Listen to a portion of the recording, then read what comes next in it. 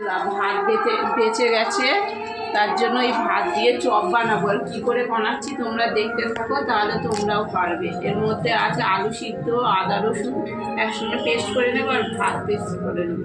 তারপরে কীভাবে করছি তোমাদের দেখো। বললো বাড়ি যাচ্ছে তাই।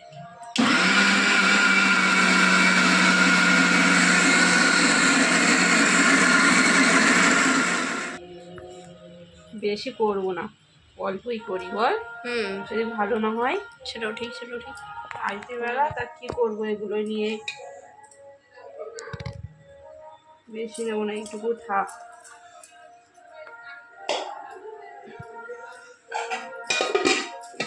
আর এখন না, এই যে পেঁয়াজ লঙ্কা কুচানো, জানি না কেমন হবে, ফার্স্ট টাইম করছি। হলুদ দিলাম, একটু জিরে গুঁড়ো, পরিমাণ মতো লবণ, একটু লঙ্কার গুঁড়ো,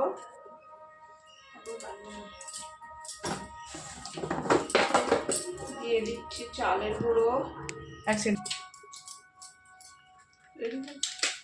দিয়ে দিলাম একটু বেসন, দিয়ে দিলাম। আচ্ছা, এবারে একে একে আমি চপের আকারে ছেড়ে দিচ্ছি।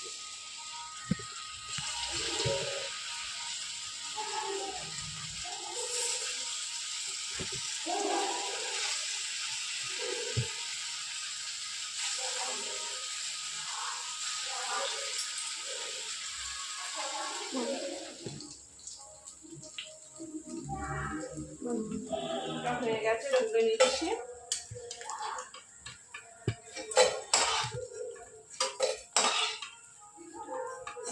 দেখো বন্ধুরা, আওয়াজটা শোনো, একদম গরম গরম বেঁচে থাকা ভাত দিয়ে চপ বানানো হয়ে গেছে। তোমাদেরকে খেয়ে দেখাচ্ছি, আমি প্রথম খাবো, জানি কেমন হবে।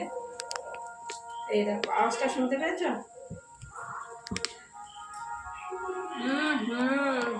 আমি নিজে করেছি বলে না, খুব টেস্টি হয়েছে। একবার খেয়ে দেখবে, খুব ভালো লাগবে।